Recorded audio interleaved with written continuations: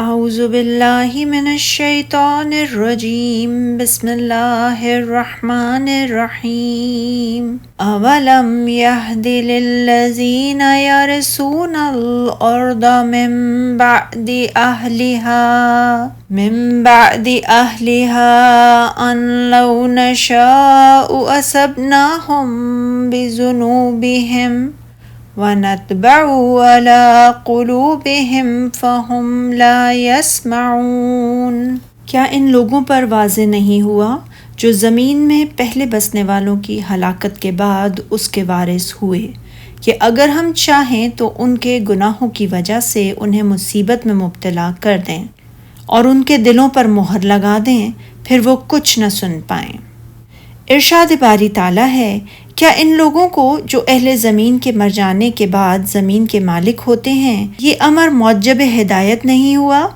اس کے بارے میں حضرت عبداللہ بن عباس رضی اللہ تعالیٰ عنہ فرماتے ہیں، اس کا مفہوم یہ ہے کہ ہم نے ان کے لیے یہ بیان نہیں کر دیا کہ اگر ہم چاہیں تو ان کے گناہوں کی وجہ سے انہیں پکڑ سکتے ہیں۔ امام ابن جریر نے اس آیت کی تفسیر میں لکھا ہے کہ اللہ تعالیٰ نے فرمایا ہے کہ کیا ہم نے ان لوگوں کے لیے یہ بیان نہیں کر دیا جو اپنے سے پہلے لوگوں کی ہلاکت کے بعد زمین میں وارث ہوئے ہیں، انہی کی سیرت کو اپنائے ہوئے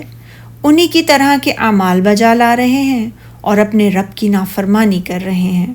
اگر ہم چاہیں تو ان کے گناہوں کے سبب ان پر مصیبت ڈال دیں، یعنی اگر ہم چاہیں تو ہم ان کے ساتھ بھی وہی کچھ کریں جو ان سے پہلے لوگوں کے ساتھ کیا تھا اور ان کے دلوں پر مہر لگا دیں کہ کچھ سن ہی نہ سکیں،